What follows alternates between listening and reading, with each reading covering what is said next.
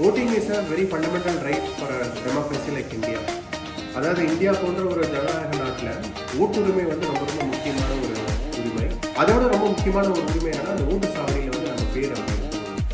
So இந்த process வந்து December 6ஆம் தேதி ஃபர்ஸ்ட் லிஸ்ட் ரிலீஸ் பண்ணுறாங்க. அதனால அனைத்து மக்களும் எந்த ஓட்டு சாவடியில் நீங்கள் ஓட்டு போட்டீங்களோ அந்த ஓட்டு சாவடியில் இருக்கிற பூத் ஏஜென்ட்டை அப்ரோச் பண்ணிட்டு அவர் கொடுத்த படிவத்தை வாங்கி ஃபில் பண்ணிட்டு இமீடியட்டாக அதை சப்மிட் பண்ணுறது ரொம்ப ரொம்ப முக்கியமான ஒரு கடமை.